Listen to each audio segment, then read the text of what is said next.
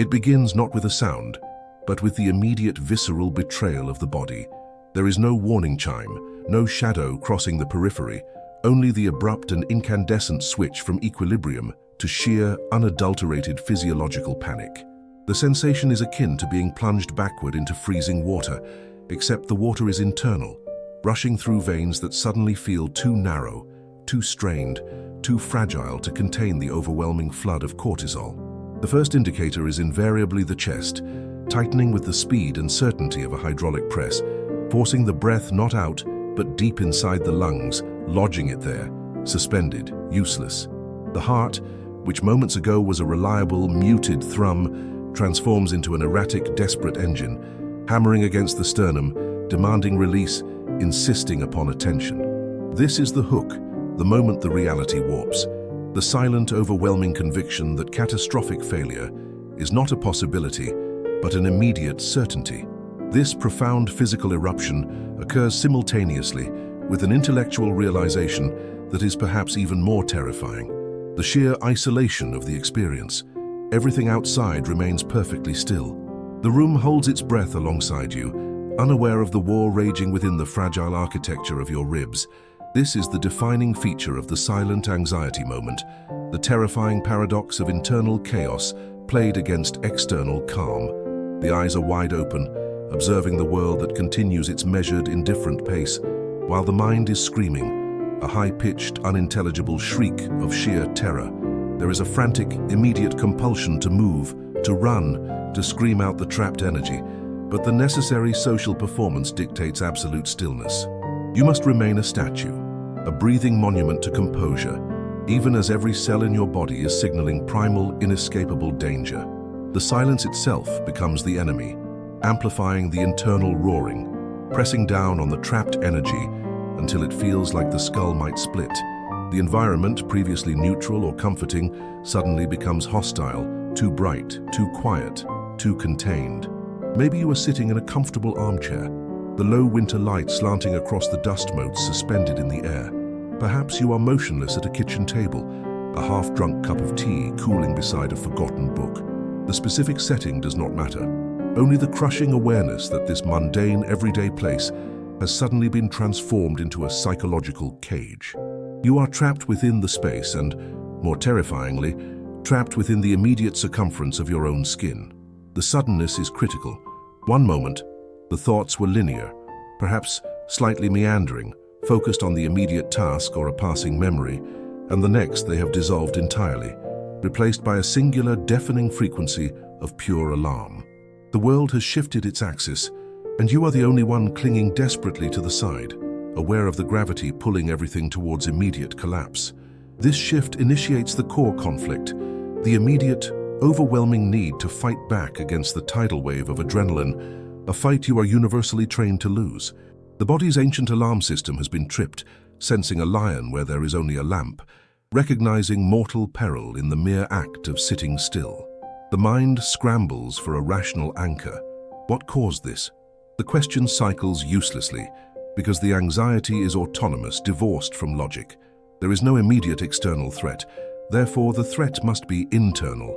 And if the threat is internal, it is fundamentally unsolvable, deeply rooted and terminal. The catastrophic thought spirals begin their ruthless acceleration. This is not just panic, this is something serious. I am going to lose control. I am going to faint. I am going to vomit. I am going to stand up and scream, and everyone will look, and then I will truly be ruined. The fear is not just of the sensation, but of the social consequence of the sensation, breaking through the protective veneer of silence. Crucially, the conflict establishes several open loops that fuel the anxiety's persistence. The first loop is the duration. Will this feeling ever stop? The second is the validation loop. If I am truly okay, why do I feel this way? And the third, the most corrosive, is the identity loop. Am I fundamentally broken? These questions, tossed into the chaotic waters of panic, are irresolvable in the moment, creating endless, self-sustaining feedback. The panic feeds on the uncertainty, and the uncertainty feeds the panic, generating a terrifying, self-perpetuating circuit that promises no exit. This is the moment where the temporal perception fractures. Seconds feel like agonizing minutes, each breath a monumental conscious exertion that feels immediately invalidated by the next failed attempt to fully exhale. The development of the attack escalates rapidly. The initial chest tightness gives way to secondary, more insidious physical manifestations. A profound icy coldness spreads through the extremities, followed almost immediately by a searing internal heat that breaks out into a cold sweat across the palms and the forehead. The hands begin to tremble, not visibly perhaps, but internally, a deep, resonant shudder felt in the muscle fibers, straining against the enforced stillness. The visual field starts to narrow, a subtle but distinct tunneling effect that draws all attention inward, reinforcing the claustrophobic nature of the experience. This is dissociation beginning its work, a protective mechanism gone rogue. The room, the chair, the sound of the distant traffic all become muted, distant, unreal. You are observing yourself from a distance, feeling the sheer terror without inhabiting it fully, a layer of disconnect that adds another layer of existential dread. The mind, in a desperate attempt to regain control, throws up pattern interrupts that fail almost instantly.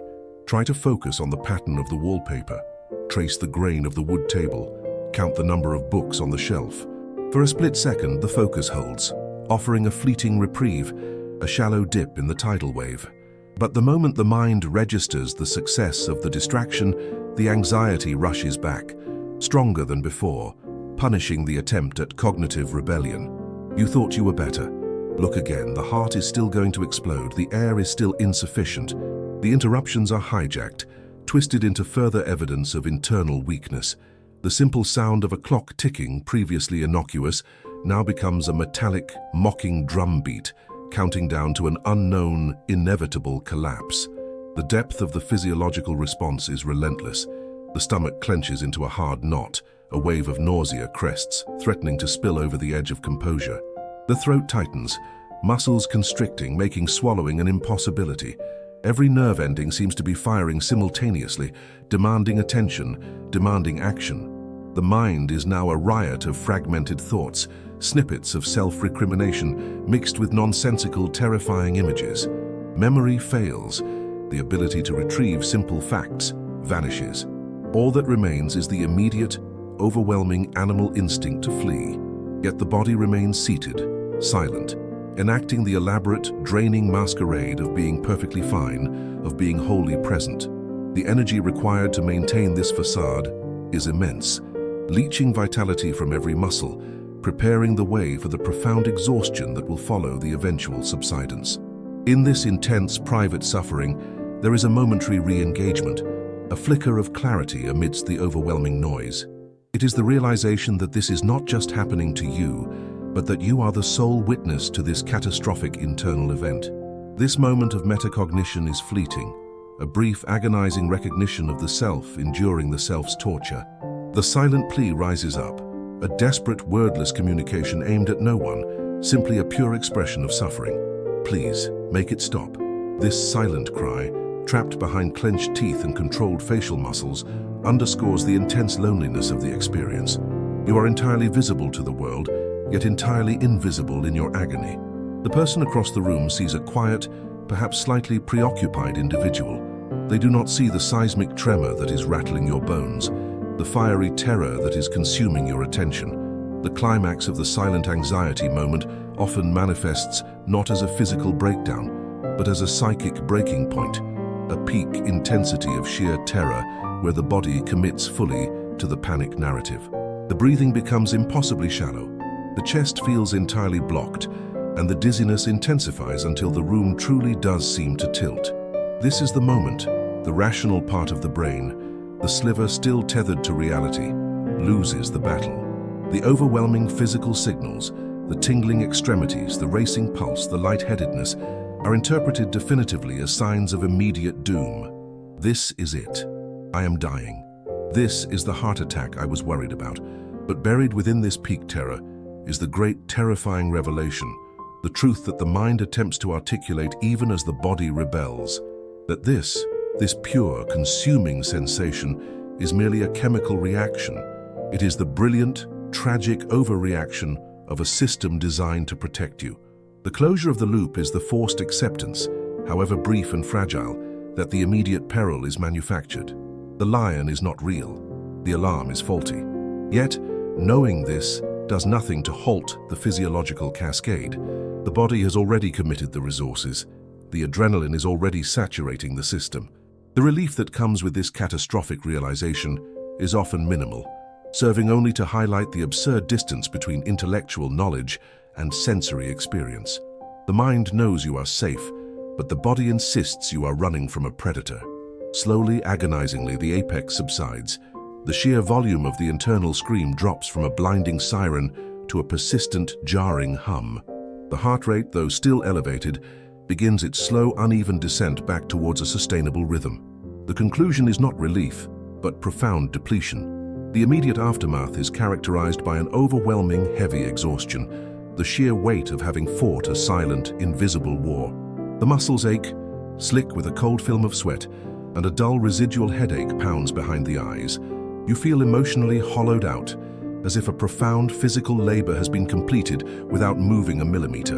The room slowly regains its reality, the colors deepening, the sounds returning, the gentle click of the air conditioning, the distant drone of traffic. The external world returns, looking exactly as it did before the moment began, mocking the internal devastation you have just survived. The immediate imperative now is stabilization, the slow, deliberate return from the abyss. Do not move. Do not stand too quickly.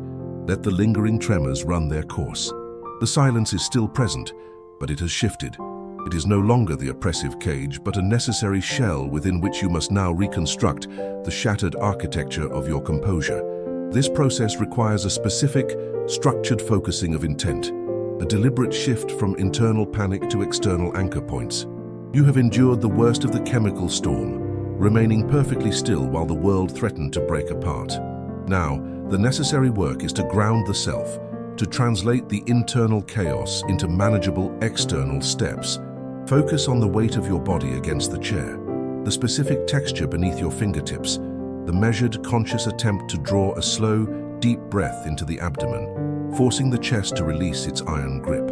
We will use this silence, this enforced stillness that was previously the enemy, as the foundation for the return. Hold this stillness.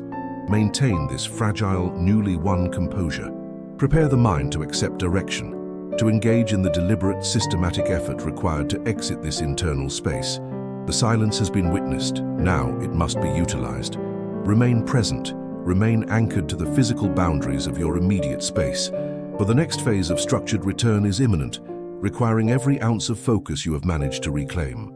Stay here, grounded and ready for the shift from witnessing the chaos to actively steering the exit. The world had narrowed, collapsing into a violent pinprick of existence, centered entirely on the frantic, accelerating metronome of the chest. It was not merely the sound of the pulse that dominated the silent space, but the violent resonance of that pulse against the confining architecture of the skull, a rhythmic, desperate drumming against thick, indifferent insulation. Every nerve ending felt sanded down, exposed, conducting the raw electricity of terror. The silence, which had seemed like an ally in the beginning, a shield against prying, judging eyes, had curdled, becoming the pressurized chamber of the self. In this extreme quiet, the only voice heard was the internal antagonist, impossibly loud, impossibly cruel, and wholly convincing. This was the second wave, the one where the mental fatigue caught up to the physical surge, creating a sickening equilibrium of dread. The immediate, searing thought was that this state, this sickening liquefaction of identity, was not a temporary glitch but a new permanent baseline. It was the absolute paralyzing conviction of final failure. The voice insisted, you were given the opportunity to handle this, to rise above, to be capable, and you failed. You invited this paralysis. You engineered this isolation. You deserve the crushing weight of this moment. It was a cruel, perfectly constructed logic, a closed system designed for self-destruction. The desire to scream, to lash out, to simply dissolve into the floor was monumental, yet the body remained locked, cemented into place by the very force it sought to resist. This solitary chamber of dread, wherever it happened to be, became the stage for the final, critical, internal battle. There were no external witnesses, only the anxious observer and the observed, terrified self, battling over the definition of reality. The problem escalated immediately into an unmanageable crisis. The mind, desperate for control, instead began to inventory every single perceived failure of the past week, month, and year.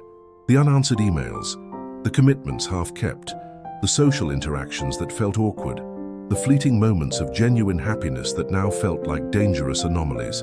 Under the microscope of this anxiety, these instances morphed from mere human errors into undeniable evidence of fundamental systemic worthlessness. Every memory became a sharp stone thrown back at the present self, building a fortress of guilt around the immobilized core. The urgent need to do something, to stand, run, call for help, or fix the source of the dread, was met with the total, frustrating inability to execute even the smallest muscular command. A faint, fleeting image momentarily pierced the wall of darkness, a memory of a time perhaps years ago when a similar spike had occurred, and eventually, somehow, it had passed. This image, a lifeline from the past, was immediately and brutally crushed by the present dread. That was then. You were stronger then. This time is different. This time, the fear is justified. The mind quickly open-looped, latching onto the terrifying unknown. Is there a hidden muscle, a dormant reserve of strength, a secret key I possess that could unlock this cage right now? Or am I simply waiting for expiration? This was the agonizing point of the pattern interrupt. Because the moment of pure, blinding panic had crested, the energy required to sustain that level of kinetic fear began to deplete, leaving behind the exhaustion and the raw chemical burn. In that exhausted space, a single infinitesimal observation was finally possible. It wasn't a choice to fight, but a simple, involuntary flicker of curiosity. What if I stopped fighting the feeling and started observing it? The idea was terrifying because it felt like surrender, yet the alternative was total psychological disintegration. The shift was agonizingly slow, requiring the force of will usually reserved for lifting mountains. The frantic focus had been on the why and the when. Why is this happening? When will it stop? The new focus became the what. What exactly is happening in my body right this moment? The observation began with the breath. It was shallow, quick, trapped in the upper chest, scraped raw against the throat. The instruction was not to breathe deeply. That was impossible, too much effort, too much demand. The instruction was simply to notice the tiny space between the outgoing and the incoming air. To note the texture of the inhale, the faint taste of the air, the microscopic ripple it caused in the rigid diaphragm, and then, without judgment, to allow the exhale to take marginally longer than the inhale. This was not a quick fix. It was a grueling forensic process, dedicating 99% of remaining cognitive function to the meticulous execution of one single shaky breath, and then the next. As the third, fourth, and fifth breath scraped through, forcing that infinitesimal agonizing deepening, the self-talk began to shift from condemnation to detached description. The chest is tight. This is the activation of the sympathetic nervous system. The hands are cold and faintly shaking. This is adrenaline runoff. This is not a moral failing. This is chemistry running its course. This meticulous, detailed cataloging of symptoms created the essential psychological distance. The person having the anxiety moment was no longer defined by the anxiety. They were a vessel containing the anxiety. It was a crucial, necessary separation. The feeling was still monumental, still overwhelming, but it was now viewed as a separate entity, a wild, rogue program running in the background of the main operating system. And like any program, it required fuel, and that fuel was the frantic, panicked reaction to it. The most potent fuel was the internal accusation, "You are weak." The required pattern interrupt was the recognition that the body, despite the brain's terrifying narrative, was doing its absolute best to protect its core system. The racing heart was not trying to punish, it was trying to circulate emergency oxygen. The cold sweat was not evidence of shame, it was a cooling mechanism. The overwhelming paralysis was a signal to halt, to conserve, to survive.